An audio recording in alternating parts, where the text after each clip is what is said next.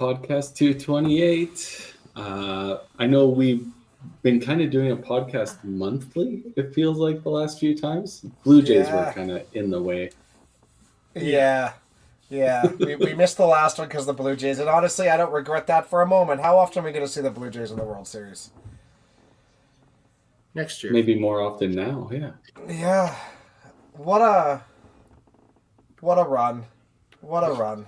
Like honestly, it brought so much good to this country, which is like honestly, I don't even think that's an exaggeration. It's the first time I've seen like the country in a long time like genuinely like unified over something. You know, everyone's cheering for the same thing. Everyone's excited about it. Um, it was really good, and I feel like Yeah. you could also see like a lot of parallels between that team and like the things that we say about team events for bowling and stuff like that too. You know, I mean, the Blue Jays were the ultimate team. They were the ultimate team where like you could you always hear people talk about the locker rooms and how well people get along and whatnot, and it's a brotherhood and blah blah blah, and you always hear it. But I think this was like the first time in my lifetime that you could look at a team and you could genuinely see it. You know, you could see the love for each other and how well they played for each other. And like, how often do we say that about our game, right? The teams that gel are the teams that win. The teams that are playing for individual statistics, that's not really the formula for success. And I think the Blue Jays really epitomized that this year. It was really fun to watch.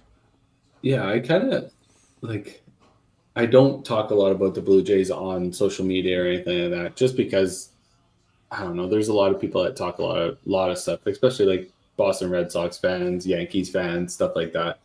So I kind of just stay in the background. I've always been a Blue Jays fan right from day one, but the last time I kind of felt like that was like when the Raptors were on the run. Maybe not to this extent, but like a whole country kind of got behind the Toronto Raptors and like cheering on Canada's team. And you get that with the Blue Jays. You don't get that so much in hockey because it's so regionalized for us because everybody that lives in Edmonton is usually an Edmonton Oilers fan, Calgary Flames fan, right? So it was kind of neat seeing people across the country, especially in our bowling community that we all know across the country. Everybody's kind of like rah for the Blue Jays. So it was a neat. Mhm. It was a very, very cool feeling seeing your social medias blow up and everybody's like, yeah, I'm a Blue Jays fan. Like, it was cool. Yeah, yeah, it was fun. Just everybody on the same page. You know. Yeah. There's no doubt that Rogers made their money. No doubt that they helped pay for some of the renovations, and I think they're more than happy to pay for more players. If you saw what they're talking about, so Yeah. Yeah. the Bichette thing. I would like to see Bichette. I know it's a thing. It's no Bichette's like our Bouchard out here when it comes to the Oilers. He's very well adapted offensively, but defensively he can be a liability. But I think that he's going to be hopefully a Blue Jay, whether he's a short or second baseman, whatever it is, or maybe a third baseman. Maybe he's a third baseman now, and Clement moves to second, right? I don't know. Like that's an option too, right? I think second's the place for him. Like, get him as close to first base as you can. 100%. I like Bichette, as much as you say like he's a defensive liability, he's still probably an A in defensive. But yeah, the closer you get him to first base, the better he'll be. You get him to third base, now that he's got the Troy Tulowitzki got to throw on the run kind of thing, third base is not the place for him. Throwing from a standstill now, I do not think is going to be his marquee spot. But Yeah. I mean, I say move him to second, keep Ernie at third. yeah, Ernie or Addison. or Barger hey, at third. or maybe. I mean, this is never going to happen, but maybe you play out the Padres' way of doing things and put Tatis out in the right field, and maybe you bring in Barger for third and Clement to second, and put Bichette in the outfield. I mean, that's Well, but they're also talking about Kyle Tucker. Like they're saying that the Kyle Tucker might, like the Blue Jays might be the front runner for Kyle Tucker. Yeah, they say that every year about Otani and stuff, but I think if Kyle Tucker, I think Bichette's out, right? So you have to look at it that way. Yeah. I have a feeling they're going to sign Bichette. I truly do. I do too. I lot think of they'll stuff find a pointing number towards- that works for both. Yeah. It'll be interesting. Obviously, if people aren't aware, I'm sure everybody that watches this podcast is aware that the Blue Jays did lose in Game 7 of the World Series, but we are still proud of them. They only lost due to the long ball, which obviously was kind of their downfall throughout the whole season. Yeah. They lost games, it was due to home runs. So Yeah. kind of I fitting. mean, yeah, and losing it to Rojas, I mean, yeah, that one sucks. I'm still like I understand the voting when it comes to things, but I still think I have a hard time with Clement not getting something, and I have a hard time. I know Stephen Voigt did a great job, and there's a reason why he is also manager of the year. And I know playoff statistics don't go into it, but Yeah, I it's unreal to me that all season long, everything is talked about how the Blue Jays were the best defensive team out there, like finished last place in the AL East the prior year, make it all the way to the World Series, losing Game 7, and we don't get a single defensive award. Yeah. Not- Ty not- France, but like yeah, he. Oh, Ty France, But halftime. it was How did mostly Mariners. Yeah. but no, I don't get it. Twins. The Twins, But yeah. I think Schneider not getting it is an absolute travesty. Like truthfully, you can't go from last in the AL East to winning the AL. And I just mean even right if you're not talking about the playoffs, that's regular season. They won the AL. Yeah. It's wild. It doesn't make sense. I- How good can your manager be if he didn't even know that his prized closer is gambling on his own pitches and throwing them away? Like seriously, like how can you be the best manager in the league if you can't see that your pitcher is deliberately throwing it halfway to the plate? Get out of here. Yeah. I struggle with it, but it is what it is. I mean, That's I a think travesty. Schneider has his people that love him there and his team, and I think that's more important to him. And I think it's the crazy part is if I think a lot of it is because you get two writers from each team that has a chance to vote. Okay. So we only have two from Toronto, and I know the hardest part is that I don't think that Rogers, Blue Jays are only played in him and because of Rogers, right? It's no different than the Yes Network when it comes to the Yankees. So a lot of the other writers don't actually see it. But you know what? O'Callahan, Scooble won a Cy Young today, and he's going to look good in at least Dodger or Yankee colors next year. He ain't going to beat those figures, I can tell you that.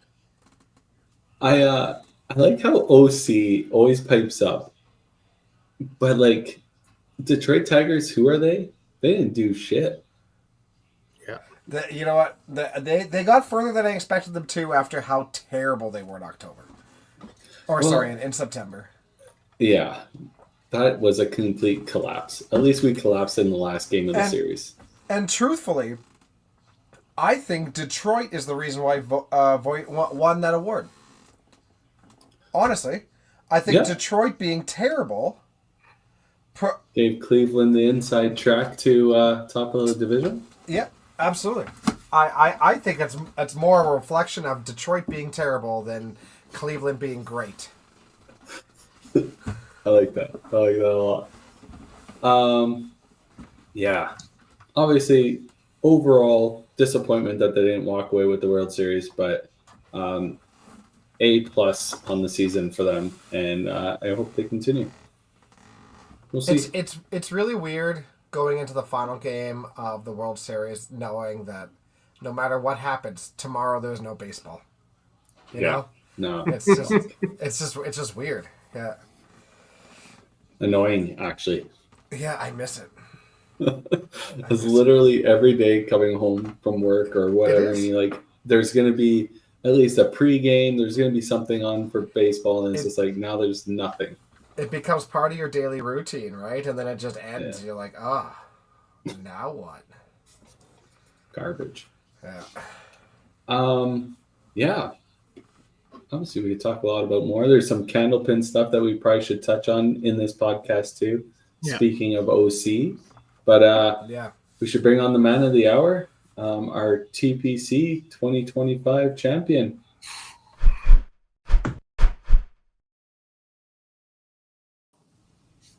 Hello. Jeff, how's it going? Hello. Good. Good. Welcome aboard. Congratulations once again. Thanks again. I appreciate it. It's been a hell of a run for you, buddy. Yeah, I'd say so. It's been a pretty good year so far. Yeah, I would say so. So, So, yeah, go ahead, Dex. no, you won Timmins. It's runner up. Oakdale. You runner-up at Timmins.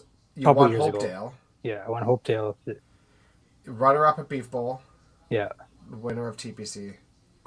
Top 4 at Club Tour. Yeah. Top 4 Club Tour. Win a national championship as a single. Yeah. Yeah, it's been a pretty good resume the last year and a half, 2 years.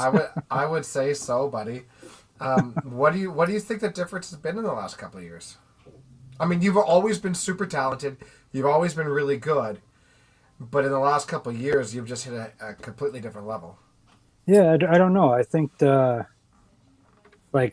obviously a big part of it is with our lanes closing down and me having to travel now is you're committing all this time to bowl league to take it seriously and to practice, not just go have fun, have a couple drinks and whatever, I miss a 2-pin, who cares, whatever, and kind of go home or whatever like that. But you're spending $50 in gas to get down there, you better make it worth it, right? So I think that's probably the biggest thing.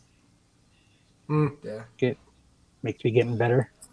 Yeah, that's very fair, Jeff. Like, obviously, we're going to go over some of your matches and your qualifying and stuff like that. But, like, I don't think I seen you miss a corner. You didn't miss very many spares at all. You punched spares were pretty very seldom, right? Like, well, I punched a lot, unfortunately. That was the one thing I did do. But spares were pretty good.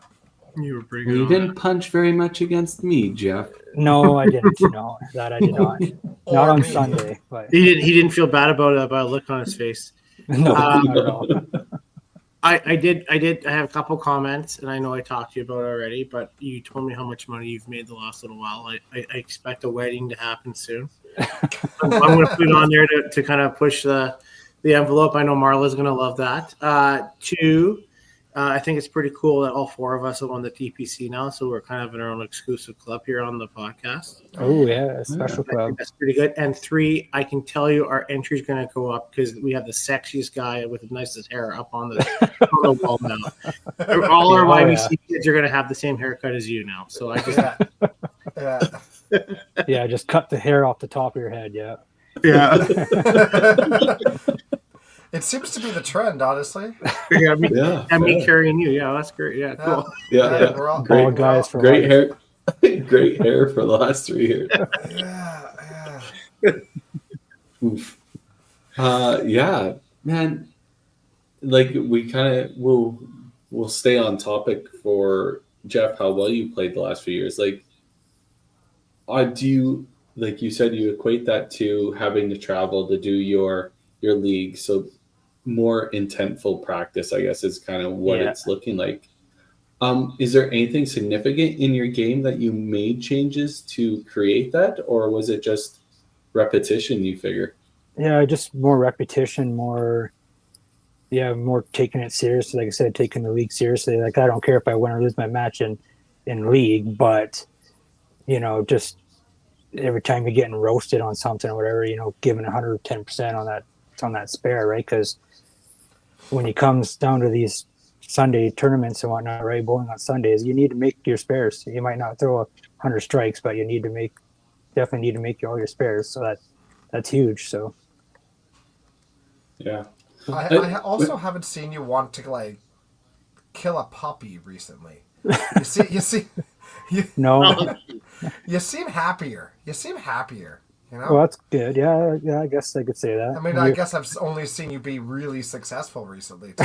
But I don't know if it's correlated or not, or which one comes first. But no, I know. I guess when I try to keep the anger under control, but it still sometimes rears its head. Sneaks up. Yeah. Uh, yeah, I was just gonna say you were kind of speaking about making sure picking your spares and stuff like that. It kind of goes back to that old phrase, "Pinners are winners." Yeah. And like Mitch is having kind of a low downturn in his, and he says strikes wins championships. I don't know anymore, Mitch. Like obviously you gotta throw strikes to qualify, but picking spares gets you the dub. Yeah, I won a couple of my matches just because the other guy missed a few spares. So Yeah, fair enough. Yeah. Yeah. I always find, like, I mean, we can talk about it on Sunday a little bit more, but in those head-to-head matches, like the matches in the like in Calgary or Heritage, I find like more head-on-head, like picking a spare, throwing a strike where somebody goes miss corners, plow, all of a sudden change. It's a momentum shifts, yeah, right? And not giving them the momentum or not giving them the little bit of an edge really does make a difference in those. yeah, oh for sure, yeah, Yeah. Yeah, I've always said Um, like strikes will win you championships for sure, but spares will keep you in them, yeah. right? And if you're not making your spares, you're done. You're Yeah, you done. can lose a lot of ground quickly. Yeah, so Jeff, obviously you qualified top 20 or 24. You finished Yeah, 20th in the qualifier. yeah, Shot 2200 right on the nose. You had one bad game in that set, that 182 after yeah. you came off a 600 double. Kind of walk us through your qualifying set and what that 182. What were you thinking when you shot that 182? Because you only one shifted, correct? I two shifted. I bowled the Okay. Thursday too as well. Only had Oh, a okay. 2018, I believe. It wasn't very good, 2018, yeah. Yeah. but So yeah. kind of go through what happened. I guess in your Thursday shift and then in your second shift. Well, Thursday shift, I wasn't 100% sure if I was going to bowl it or not because early get up early here in Fort to drive to Winnipeg to catch a flight to get down there.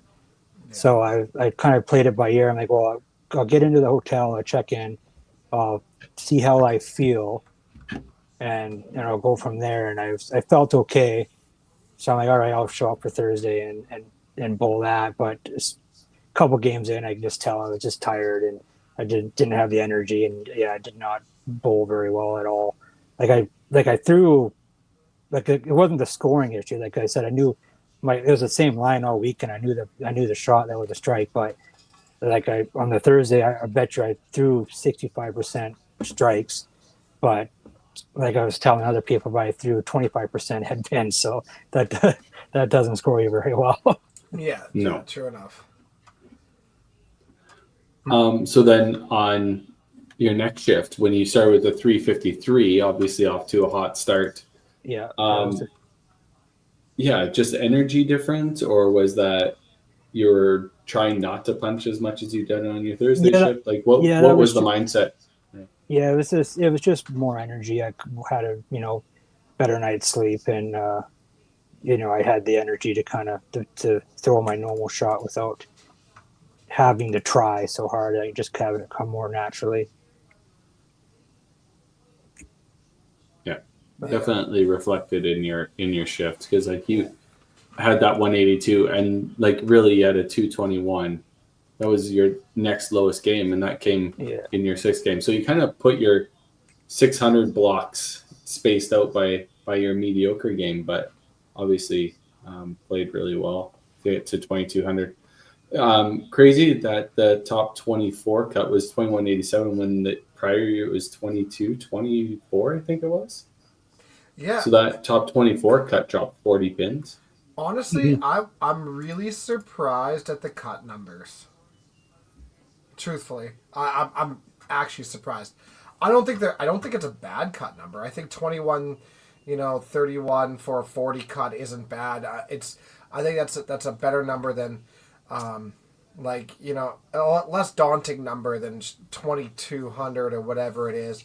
Yeah. Even if it was a 32 cut, 2165, I don't think is a bad cut number. But it's just I'm surprised because I still stand by that. I think that pinfall's better than it was. So it was confusing, but that last shift, it could have been the way the shifts were spread out too. There were a lot of people that just one shift at the very final shift and stuff too, and there was only like 3 people or 4 people that made it from that final shift. So it was interesting. Yeah. There's a lot I think into it. Like I think it's whatever. I think especially when I played a lot and I didn't play. Played average, nothing anything super great, but. I think as the days went on, one thing we have at the center is I always notice it when it's getting cooler and it's getting hotter is when you have so many people in that facility, approaches start getting heavier because it's just humidity in there. And then I do think that plays a bit of a difference as well. And honestly, with the amount of people in there was hotter and humidity. And I'll be honest with you, you look at most of the shifts, games especially like Saturday, games 7 and 8 post shift dropped immensely. They were bad. they dropped immensely. I know I was playing with a couple of them and they just couldn't get the strikes going. And I don't know if that's good bowling or just bad bowling or just didn't have it right. So I think there's a lot. I also think having a cut at 21:30 probably got us a little bit more entries because it wasn't as daunting. And people say I can shoot 2100, right? And they can put another shift in, right? But the thing was, people were looking at it and like, quite honestly, going into that last shift, everybody was thinking 2150, 2160 is probably the number. They weren't looking at 2130, right? No. That number fell in the last 3 games of the last shift dramatically. And like there was a period of time where it was looking like there was going to be a 3-way tie for the 24th spot, like a couple of spots like tied for the 40th spot, and that all panned out where that wasn't the case. But the amount that it dropped in the last couple. But again, you know what? I don't mind that cut number. That doesn't bother me. I don't think pinfall was worse personally, but that cut number to me is like, you know, you go to Regina, and if you're going to be successful, you need to throw strikes. You know, like that's a place where you need to go and you need to throw strikes because the cut is going to be 22-20. Like you need to average 280, so you got to throw strikes. 21-30 for me is like, yeah, you need to throw strikes, but you can also semi-grind your way to that too. Yeah. And then you go to Paradise this year, and Paradise was a grinding game. That was a game where, you need to throw some strikes. So that 21-30 cut is kind of like a nice number for me because I'm like, it's kind of like the middle ground of styles of play where, you know, you can grind your way in or you can strike your way in. Or well, like a 260 average, like now shooting a 230 doesn't kill you, right? Like it's like, okay, I can bang out 910 for 100 or 90 points, which gets me 40 away from the number. That's not scary. It's when you have to average 280 and all of a sudden you shoot a 210. That's like, that is 9 and 10 essentially. Like you're behind pace already. Like now I need a 360. Now you need a 4-bagger somewhere, right? Like it's weird. I like it though. I do like that spot.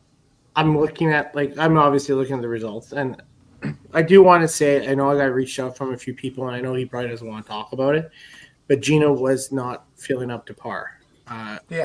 So it has nothing to do. I just want to say that Gino was just not feeling up to par. He'll never say that. But he was in good spirits. Yeah. He said that he should have won the 225 and under pot. And and you know what? I'm sure he owes us a bunch of cases of beer over the years, but love him to pieces. It's just Yeah, like obviously we can speak to that, and we don't want to spotlight or anything like that, but like Gino, somebody that's won 13 of these events, right, in his career, like astronomical numbers, won the TPC 3 times, like to see him play, even though knowing he was injured and wasn't feeling up to it, but Gino still being Gino, having a smile on his face and talking to the people and still bowling and like obviously gonna be upset with his play, but he didn't let that drag him down and the people around him down, which Yeah. is For sure. something that was pretty cool and pretty unique to see, because we know Gino is a super competitor, and it probably killed him a little bit inside to have that kind of showing, but Yeah. to have a positive outlook on it, I couldn't believe it. That's the first time I think I've ever seen Gino have a positive outlook when Well, he's not scoring well, right? and Like, his actual words to me at one point were, "I'm just gonna keep throwing balls." I'm like, because I asked him, like, "Are you doing okay?" He's like, "Yeah." He was obviously sore, right? With his, like, he had his back problems and stuff, and he wasn't feeling up to par. But like, he's like, "I'm just gonna keep throwing balls until I don't enjoy throwing balls today," and then he completed the shift.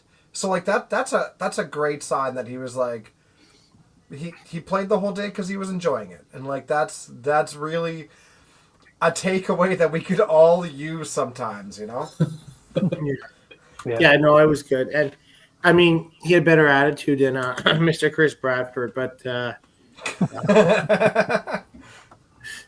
so obviously, we'll still get into your stuff, Jeff, but like, Yeah, no Chris worries. Bradford throwing the shoes away, selling the bowling balls, letting the Eclipse know you don't really need me. How do you think Chris is feeling today? I can't find his Chris, shoes. I mean, Chris was fine on Sunday, so yeah, I don't know whether he took his shoes home or not. But he We sold didn't his see bowling him. balls. Just a full-on yard sale. Which they took advantage of him. $25 Those bowling balls are each. worth more than that. Yeah, Cool. the funniest thing was he yeeted in the garbage can, and Cindy was nice enough to pull him out because she felt bad for him. But he literally, after he threw his shoes in the garbage, he took off his socks and threw them in there too. And the socks thing was the next level. Like I don't know what the socks did to him, but yeah, he walked around barefoot for the rest of the day. So he didn't have an extra pair of socks. But I'm sure we'll see Bradford again at some point. Oh, we will. I know he's got lots of other stuff going on, especially with his family and his kids at high level sports and stuff like that. Yeah. Now, Yeah. I think Chris is changing his focus a little bit and making sure that part of his life is going well and moving forward and keeping his family in order and all that good stuff. But obviously, we love him on tour. He's made leaps and bounds in his own game and made a cut last year here at TPC and stuff like that. So, And played super well at Nationals this year too. yeah, hate to see him take a step away from bowling, but trust me, we understand the frustration. We've all had moments like that for sure. So Jeff, obviously qualified 20th. Moving on to Sunday, you don't have to play that morning bye. How are you thinking? When did you show up Sunday? Let's start with that. Did you show up before that preliminary match, or did you show up 10 minutes before practice? No, I got there. I think they were just halfway through their last game there. I think so, maybe about half an hour before go time there. I guess roughly. Yeah. I don't like showing up last minute. I like to get there and settle in and get ready. That's fair enough. And the roads were good. The weather was good. It wasn't an ice sheet from Friday night. No, the roads were good. Yeah.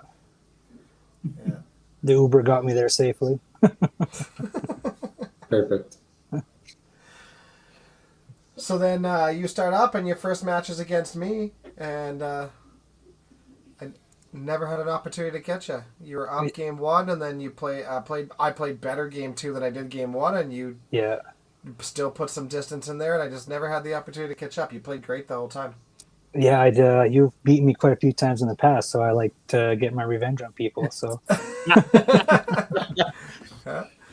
yeah, you did. You most certainly did. 841 against me. And then on the B side, you went and faced Evan. Evan, yeah. And you went 2-0 against him. Yeah, I did. We were both kind of a little rusty. It wasn't great bowling, but the same thing where just making your spares, and that's one of those matches where he kind of missed a couple spares late, late on or late in the game, and it kind of cost him in the end. So I don't think I beat him by very much the first game. I think it was pretty close, but the second game I think I beat him by a little bit, anyways. Interesting. It's interesting to me that out on the B side, there were only out of the 16 matches, there were only 3 that went to a game 3. Oh wow, yeah, that's kind of interesting. That seems really low. Yeah, you'd think there would be more. Yeah. Huh. The B-side draws were also like really interesting too, because it's just when we do the random draws, it's literally just Blair has a deck of cards that have numbers from 1 through 32, and we're literally just pulling cards and boom, boom, boom, boom. So you don't know. We're doing this during the fifth qualifying shift, and you don't know who's going to fall into those spots, but you know the qualifying numbers anyways. And it was interesting because like at the first like 5 or 6 were almost seeded when they were coming out. It was like 3 versus 34 3 versus 32. So like it's close to being seeded. But then all of a sudden they were like neck and neck. It was like 3 versus 4, like 20 versus 22, and I'm like, holy! It became really interesting. Yeah, I kind of forgot about the random draw on the B side, because I remember looking at that before the morning matches were finished, because there's some blanks obviously on there, and I was thinking like, how come there's so many blanks playing blanks? Like you're thinking they should be playing someone that's made the bye, but then someone had mentioned me and like, oh, it's a random draw. I'm like, oh yes, I knew that makes sense, but I was kind of having a weird moment there. I'm like, why are you got like you said, 3 playing 4, and then like what's going on here? But yeah, I totally spaced out and forgot it was random draw on the B side. It was very interesting. You're right, Tim. 12 out of 31 seems like really low, especially when you have so many great competitors. Yeah. It's interesting that like you didn't see more of those matches go to. I'm interested in last year, how many compared to the last couple of years we've done it. I'm interested, because I mean, obviously, unlike you 3, I had some time to watch all the matches because I had to fill in the things, and some of them, like I said, like I watched a couple of them. It was super nice to see like. I know, Jeff, you lost to Curtis on the B side, but it was the Zach and Curtis thing. Game 2, like Curtis is coming back, right? Curtis is getting back into it, and seeing him throw the clutch 10th frame that he needed. I like watching people win instead of people lose, right? And it would Curtis do that. Obviously the Michaela and Marcello match was a big match, and it came, honestly, they threw a lot of strikes to each other going into the third game, so it was that. I mean, Michaela ended up beating Cello. I thought when Cello walked in and like I told him what was going on, he was stoked. He's like, "Yes, let's go! Yes, this is awesome." He loved it. So. Yeah, and on the A side, like I have to say, like I'm obviously biased with it, but I was really impressed with Jeremiah against Brandon. Yes, Jeremiah was down by a bit, and he really just did his thing, came through a bunch of strikes and shot off Brandon, and it was impressive, right? So that was right beside me and Jeff's match, actually. Watching them go shot for shot in game 2, and I was like, holy, like these guys are going crazy hot. And like Jeff, kind of going back to you in our match, you were just steady Eddie. You were obviously throwing lots of strikes, but literally Tyler was sitting up by our lanes there, 1 and 2, and I went up to him like, Jeff has only made 3 mistakes this whole 3-game set, and he spared one of them. Like, you ripped the 3-pin, I think, in game 2, but you spared it. And I was just like, this guy, like, how can you catch up when I punched 4 times in the first game, and now I'm trying to play catch up the whole time?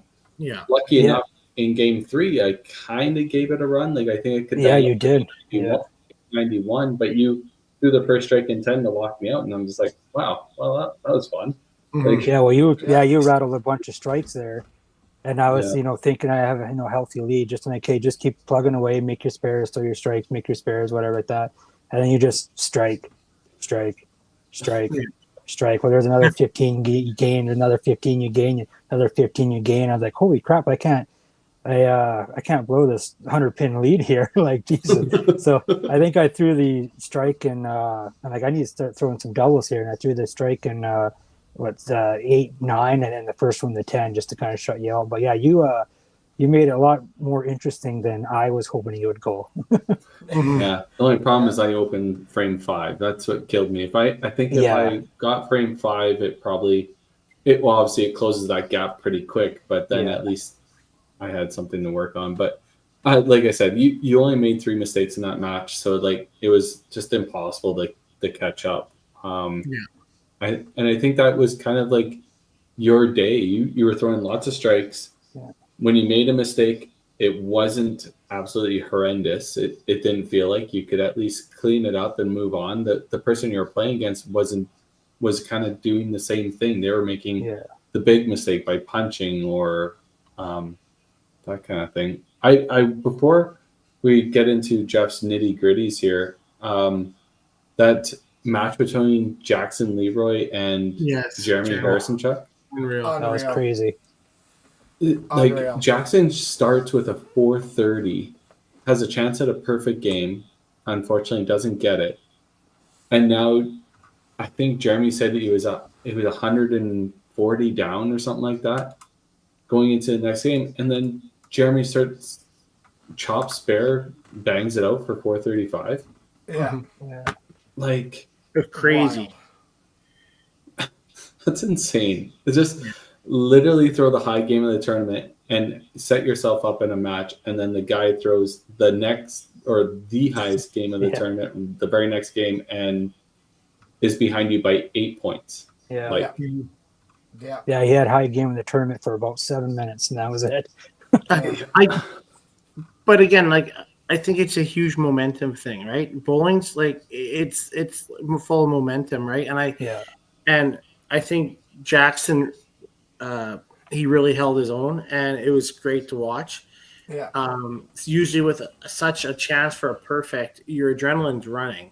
Oh yeah, absolutely. And I'm not Jackson. I haven't watched Jackson before, so a whole lot, so I don't know.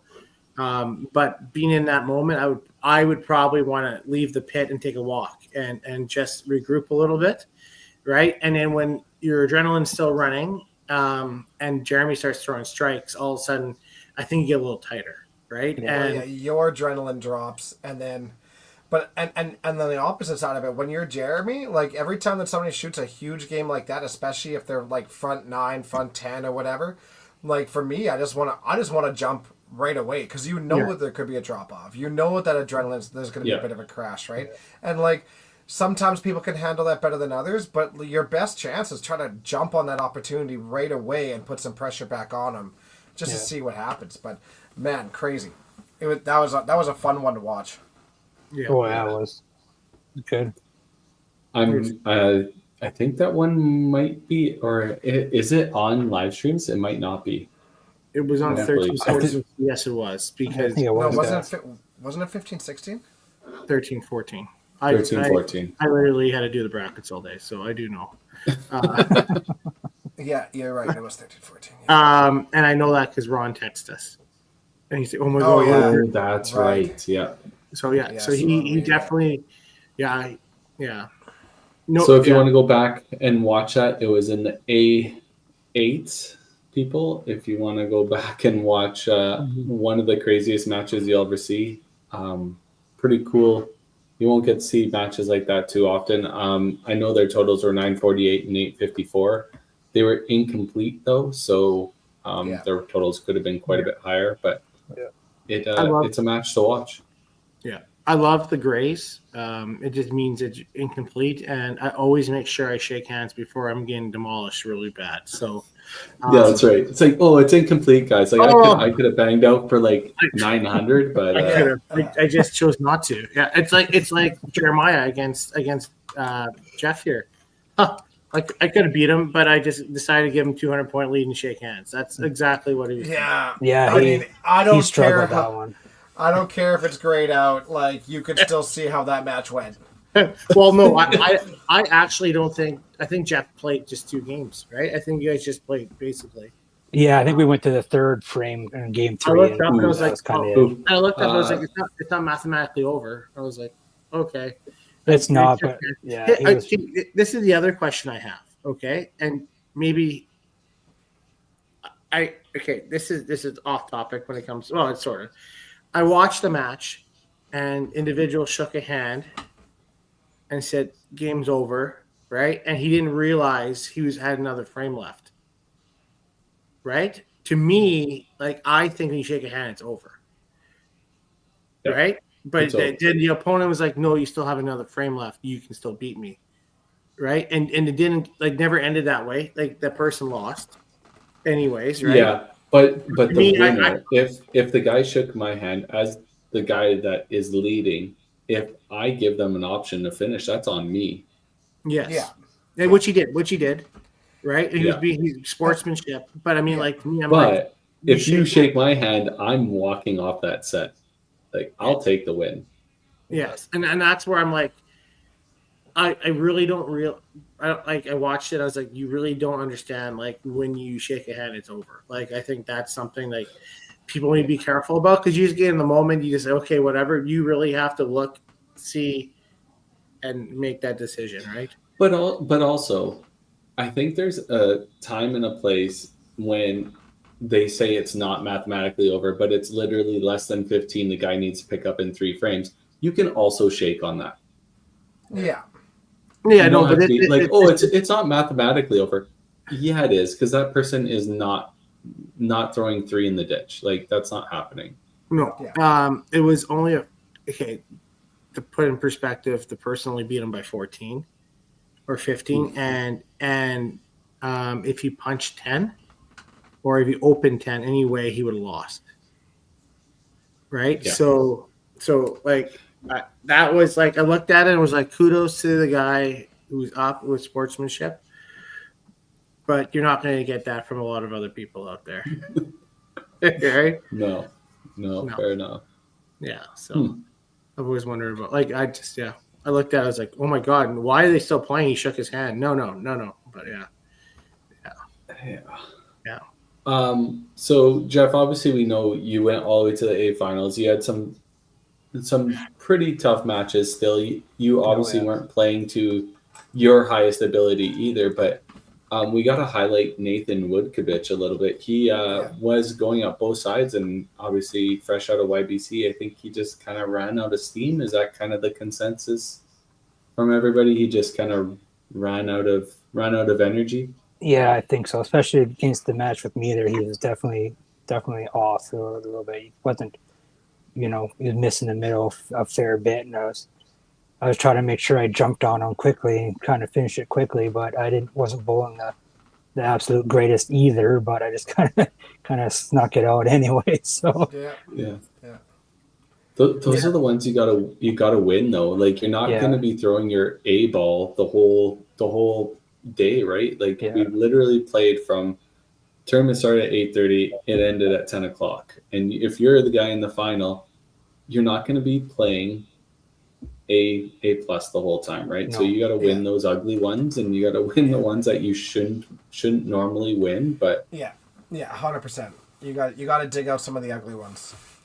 Yeah, those last few matches, I was definitely starting to feel it and not throwing that great A ball. It was just kind of like that B plus and getting the spares sort of thing. So I was definitely feeling it. Jeff, did you find having a break helped you? I mean, because you were going only up the A side after the B16s. Yeah, I think so. The first break I had, I definitely going back into it again. I did feel like I stiffened up, and it was pretty tight, and didn't feel great. But after a few frames, it took a few frames to get loosened up and get going again. But I found after the following breaks I had, I made sure I stretched more beforehand and took some more muscle relaxants and rub A5 3-5 and all that good stuff and I felt better the second and third breaks there, at least. So But you know, it was nice. It was nice being able just to step because, like you said earlier, it was so hot in there for a while, especially in the morning. It was brutal. It was nice just to be able to step outside for 5-10 minutes and cool off and get ready again. Yeah, speaking of old, I mean, every time you took over those shoes and you walked in, I was like, man, he looks like he's a herding unit. You're hobbling, you're walking. It looked it didn't look very. We put those shoes back on and you're good. Yeah. Yeah, I did try to. Yeah, I know. Definitely, legs were definitely sore. That's for sure. Anybody who doesn't think it's a sport, try it. Exactly. Try it. Try an 8-game shift, or try running 12-hour Sunday finals, even with the breaks. It's so grueling. Yeah. So Jeff, obviously we know your path to the final, but we wouldn't do you justice without bringing up the finals against Tommy Tompkins, Robert's little brother, or is Tom? Where is Tommy in that chain? Is he the youngest? He's the middle. Sean's the youngest. Sean's the youngest. Obviously, Tommy, being a player from up north in Alberta, has national experience, obviously, has seen his brother finish second at the Autumn Open. Probably one of the people that loves bowling the most, I would say. Truly, yes. Yeah. He was geared up. He was sitting watching you play the other final before your guys' final. Yeah. He is geared up to watch bowling, play bowling, talk about bowling. How was it playing against Tommy? Oh, it was good. Yeah, no, I enjoyed the match. He was definitely enthusiastic and always with the high fives. Oh, nice shot, Jeff, and that. Like even in between frames, as I'm walking over to the other side, he's already giving the high five or whatnot, right? Which is, some people don't do that. At least you wait till you finish your 2 frames. But he was always, right there and watching, and I think he probably watched every ball I threw. When I was done, I walked away, and as you guys saw, I was 8 sets of lanes over. Yeah. So I didn't see him throw a lot of balls, but no, it was it was good. He's a good kid, and I obviously I didn't want him to win, but he definitely could have. It was a good match, definitely. Yeah. Because there was only 6 pins, I think. I'm trying to remember that after the 2 games, I think there's only 6 pins difference. It was close. Yeah. Going into the last game, like that's right. That's You that's beat pretty him. huge. Yeah. 6 pins is close. Anything can happen, right? Oh, absolutely. Yeah. Can't get much closer than that. That's the thing about Tommy, and obviously people have seen you play a long time, Jeff, and we all know how respectful you are of the game and how much effort and stuff you put in. Tommy has a little bit of a different energy. He's geared up all the time. He wants the shots. He'll cheer the shot, but he is probably one of the most respectful people I know as well. In the moment, he may be, to some people, it may be overbearing that he is being his own person. Yeah. But as soon as he's done that burst of energy, he would be the first person cheering you on. Yeah, 100%. Yeah. Always has been, always been that way. And when we first started to get to know Tommy, the thing that pissed some people off was the fact that he would turn around and walk away on strikes.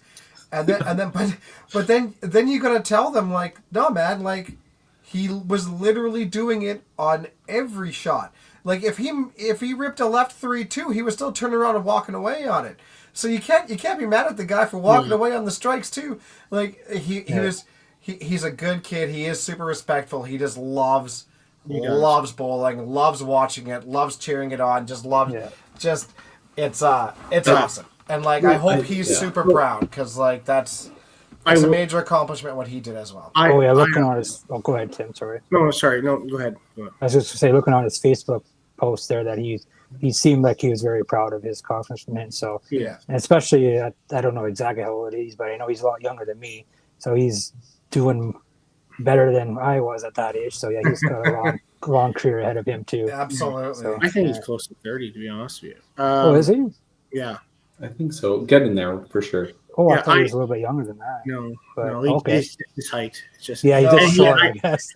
and I did ask him and Trevor Cook to stand back to back, and he is taller than Trevor. So he turned 30 this year. Oh, Yeah. There you jeez. go.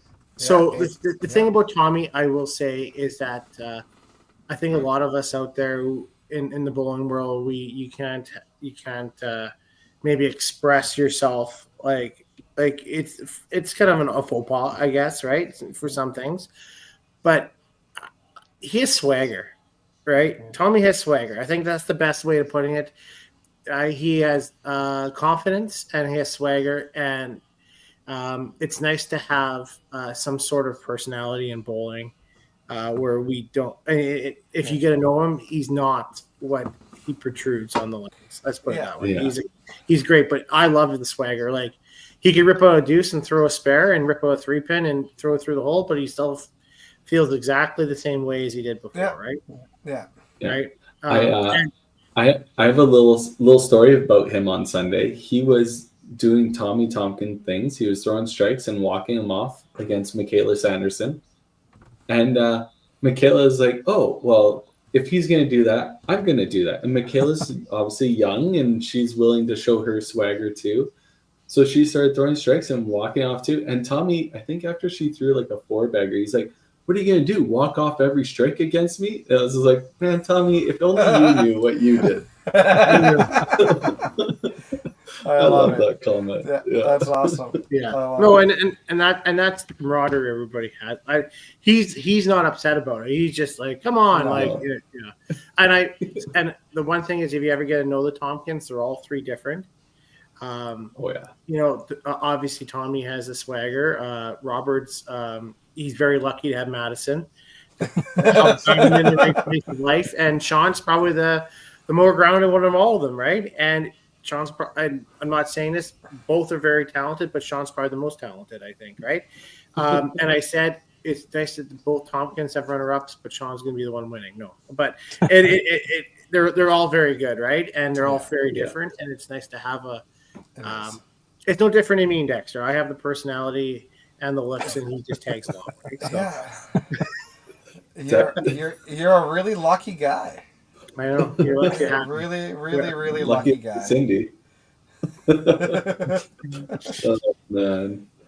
Well, Jeff, obviously you've had so many accolades lately and these great finishes. Where does the TPC at Sherwood stack up in your bowling Hall of Fame? Like where does it sit for you? I don't know. It's hard to say. I think I'd probably put it at number 1 right now because, like, the Open has its prestige, and it's awesome bowling that, but it's also really nice taking home $8,100 for the weekend. So that's very nice too. Yeah. So Yeah. but yeah, I think I'd rank this one right now as number 1. This was a nice win. Awesome. That's amazing. I'm glad. As much as like everybody wants to be the one winning, seeing you come home with it is very cool. I know I battled you at Club Tour. I battled you at Beef Bowl in the early rounds. Yeah. And obviously at this TPC, but you just know when somebody's feeling it, and you've had a great season. And it didn't surprise me to see you in the final. Oh, I appreciate For sure. that. Yeah. You are now the furthest Eastern player to have won TPC. Oh, well, I'll take that. Yeah. Huh. And then Barber's next, and then it's in Saskatchewan. We don't get many, and I couldn't be happier for your face to be up there before Greg's is. I was just going to say, Greg or Mitch hasn't won it. No. Mitch lost in the finals, and we do want to mention that a couple of times to Adam. And Greg. I think Greg's been in the final 4 maybe, but he's never been in the final. So, you're going to be up there forever. Yeah, I've seen your picture you sent me there, Tim, with it up on the wall already. I'm like, it looks good. So, It looks okay. No, it looks good. Man. See the hair there? That's all. Yeah, Yeah, no, it feels good to have a picture up on the wall in the bowling alley. So You know, I and obviously I'm biased, and I said this to Tim, but like that wall is like one of my favorite things in the bowling alley. Truthfully, it's like just a wall absolutely dedicated, a massive wall to TPC and the tour, and I love that wall, and I love that it just shows the history of it. And what's up, Carrie? What's with the face? Oh, he's gone. Are you gone? Are you gone? But I love that wall, and I love that your face is up there now. well, I love it's up there too.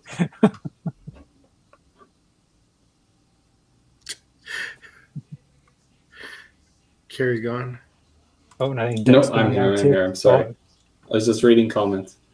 Oh, okay. Thank you, Brett. Thank you. I don't know what your kind of connections are in Winnipeg, but let me know if I need to bring my bulletproof vest.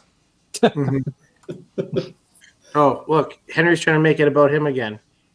Oh, jeez. Oh, that's Robert. Yeah, no, this other I didn't post that one. Yeah. Yeah, it's about Jeff here. It's not about you. So let's just calm your tits there, buddy. Well, it's not our fault that the average pros defected, you know. And no, okay. And I didn't see any of them. Where was he supporting his average pros on Sunday? Yeah, where was Yeah. he supporting his average Yeah. pros on Sunday? Yeah. Yeah, I don't think I've seen him there at all on No. Sunday. Well, yeah. Yeah, he's just yeah. He had no friends on Sunday, I guess. It is what it is. Or Saturday. It wasn't even there Saturday. Holy man. He was probably playing Wow. cornhole or something. Yeah. Yeah. Probably. Yeah. I guess we maybe touch base. Carrie, you have another topic? The canopin? No.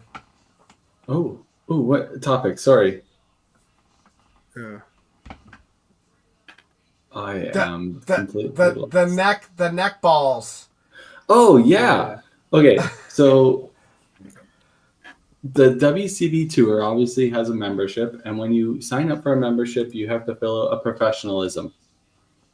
So we hold our membership up to a fairly high standard. Obviously, we're not going to control everything they do. We just make sure that they are being professional. And I had to give out a couple warnings this year.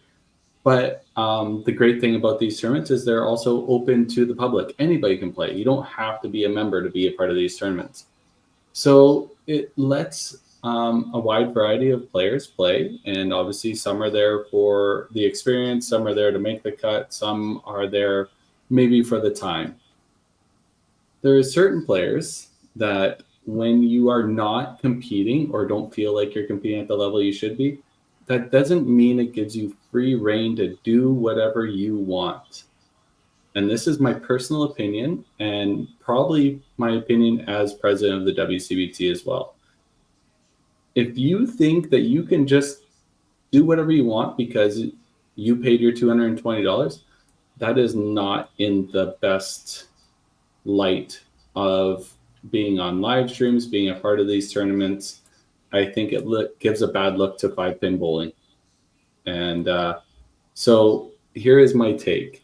Mr. Tim Phillips, throwing a ball with your neck is against C5 rules.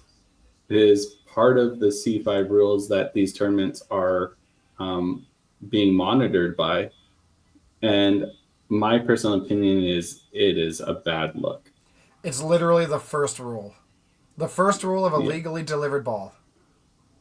Yeah. First ball must be delivered, and he was kind of arguing with me a little bit. It was a good conversation, and he stopped when I asked him to, and that's ultimately all I can really ask of people. And it was good. And he's like, "Well, I want to know the rule." I'm like, "Well, it says you have to deliver it with your hands." No, I'm going to need to know the actual rule. Well, you have to deliver it with your hands or mechanical aid. He's like, "Well, what if like?" I'm like, "Your neck doesn't count as mechanical aid." It doesn't. Well, what if I lose both my arms? Well, then we'll cross that bridge when it comes to it. It's just, and we've had it in the past, the kickballs, those things, like when you're in that moment and you're in your shot You do your best, and ultimately it's on you to focus on your stuff and block everything else out. Yeah. That being said, there are certain things that are so abnormal that it catches you off guard. And a ball being thrown by a person's neck is high up there. It's just it's the noise of the banging that gets you. Yeah. It's Yeah. the 8th game of the event. On the final final shift where people are trying to make the cut. All I ask for you to do is be respectful. If not, just don't bowl. Yeah. Yeah, Yeah, pull yourself. there is an option to quit and not receive any repercussions. It's not like the Masters or the Open where you could receive a suspension if you're not medically unable to continue. But like, that was a prime example. Is I'm not sure how close Gary Baird was, but Gary Baird's on the next set right beside him, a fellow Central player, a person that you think there would be mutual respect between these two players, and your friend, your local player, is throwing with his neck right beside you when you're trying to make the cut. Like, that is so disrespectful to Gary spending his money to try and make that cut. Yeah. And Okay, what- that's the 13 point right there, right? Is like, I don't care whether it's Thursday, Friday, Saturday, Sunday, it doesn't matter what day it is. Like, these people have spent their money to try to qualify as well, so be respectful of their money, because it's not a small amount. Thursday. You're not playing sweeps for $20. He was bowling 11 and 12, 13, 14. Larissa, Aaron Alblis, and Brad Mullins were all close to qualifying. Yeah, and Gary missed by 12. And I don't think, and that's this. I don't think any of it really didn't affect it. No, I don't think so either, because we caught it relatively early. But like, yeah, I do have to say he's surprisingly good at it. He's unreal at it. like trick shots, stuff like that, man. Like, he could do something like that Yes. for sure. Yeah, and like, But and truthfully, Tim wasn't being malicious with it. No. It's not. He wasn't doing it to cause problems. But that's why we needed to have a quick conversation with him, being like, yeah. And then he did it afterwards, after the shift was over, and he had some fun, and that's fine. Like, I have no problem with that at all. But like, despite being like, it's not malicious, but you just gotta have a little bit more awareness. You know? yeah. Yeah, for sure. I'm trying to find the snip clip here for you, Robbie. There is some video. I have a triple chin. I don't think I could fit a ball in there, and it would roll down my belly. So, but Maybe that works if you could just roll it down in between and then like thrust. maybe. yeah, but if I don't thrust, it hits my dick. So No, it wouldn't. It doesn't. oh, Jeffy, come on, dude. Help a brother out here. Help a brother out. Unless the ball's bouncing off the ground, it's not hitting mine either. There's too much variance on it. Wow. That is wow. Yeah, that's my take. Obviously, we could talk a lot more about other stuff. We probably could wrap this podcast up, but I just want to do. We posted on 5-Pin Universe a couple of times about the candlepin that went on last week. Yes. Congratulations to those guys. If you didn't know, we had some 5-pinners go out and play ICC Worlds, and they made playoffs. Yeah, A bunch of 5-pinners playing a game that they shouldn't even know anything about. So pretty cool. Jesus. Richie. Hey, you know what? Tim Tim's just getting picked apart. You know what? You know what? Honestly, I commend you, Richie. That's a really good one. I will not give you my cowboy hat ever again. Or yeah, oh, that was good. Yeah, but yes, congratulations to the Candlepin guys. Lots of friends of the shows are Ryan O'Callahan, Matt Schultz, Andrew Murphy, Brad Glynn, Bobby Kite, Mark Drovers. O'Loughlin. Mark O'Loughlin, yeah. The Drovers. And Chris Yeah, Drover, Chris yeah. Drover, Bert Drover as the manager. And then they had one candle pinner. Well, like I know Drovers are candle pinners too, and Bobby was, but I forget what his first name is. Wood though was his last name. He was kind of subbing in, but I think he was probably one of the best players on the team. So I'm not sure if they're just using him as backup. Proprietor. He was the proprietor somewhere. Oh, okay. Yeah. Man, I really thought they had a good team. Obviously you could see the 5-pin come out a little bit in some of the guys when the ball is so much lighter and they're trying to steer it a little bit and they overthrow it. Oh, Brad Glynn was on that team too, right? Yeah. So they had difficulties there, but I watched Ripping the Rack podcast. It's a Candlepin podcast.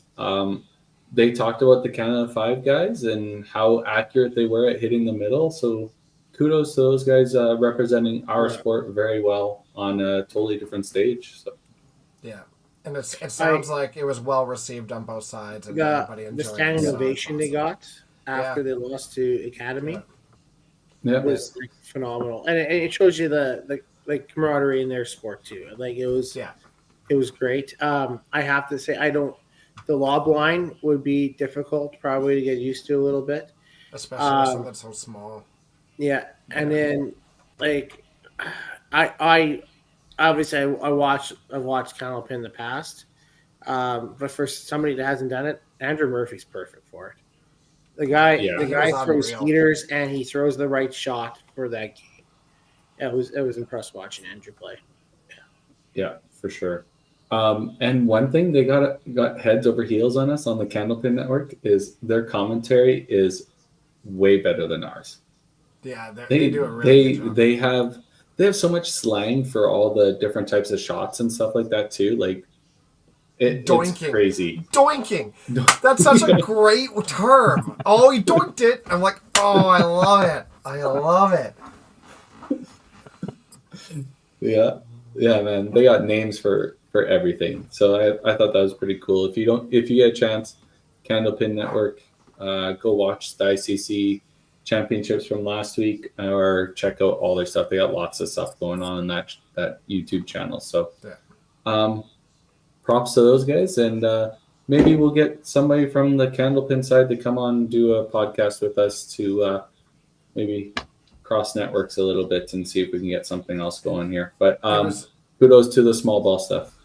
It was interesting seeing some of the feedback afterwards and like how you know how we talk about trying to expand our game into the States all the time? Well, they had the opposite. Like they were sitting there like, maybe if we want to expand, we need to expand further into Canada. Maybe that's what we need to do because 5-pin's so predominant and it translates better to their game than 10-pin does, and maybe we need to expand. It's interesting. It was cool seeing the Americans being like, yeah, we need to get this across Canada. Maybe that's the solution. So. Yeah, we're kind of seeing that cross between like hard belly duck pin and 5-pin, right? We're getting a lot of that Baltimore region with the club tour and stuff like that. So, like, obviously it's still small ball. Candlepin's a little bit different. The balls are different. The pins are obviously a lot heavier deadwood. So there is a lot of variation in the game, but it is essentially the same lane. It's 60 feet long. You're aiming at the middle pin. You're throwing 3 balls. Like it's neat to see small ball. I wouldn't say thriving, but at least there's competitions going on that we can talk about. We can put on YouTube. We can watch, and people are traveling to compete. So it's cool. We need to bring back the small ball championships. Yeah, agreed. You know what I mean? Yeah, that'd be cool. To me, Candlepin is just like 5-pin bowling mixed with pool. Right? Because you got to play all the angles and those sorts of things, and it's just it's a neat combo. Yeah, for sure. But yeah, okay, we'll wrap this podcast up. Jeff. Greg's been on here so much lately. I just assumed. I don't know, maybe. Yeah, I know he beat me, that bugger. Thanks for bringing them Jeff, up. yeah. Congrats again on the win. Yes. It's a big one. Yeah. Yeah, Like Hell that. of a run, buddy. It's awesome. No, I appreciate it, guys. Thanks a lot. Always good chatting with you, man. Yeah. 5 PL this weekend and ladies podcast next weekend. Yep. Or next week, sorry. Perfect. Yeah, All right. Well, we'll sign off here. And thanks everyone for being in the chat and conversing with us and laughing at Tim. It's a usual podcast. Oh, before you go, we just gotta. Is that what a doink is, maybe? That is. The definition. It isn't fun. The definition. All right. Peace, everybody. See you guys.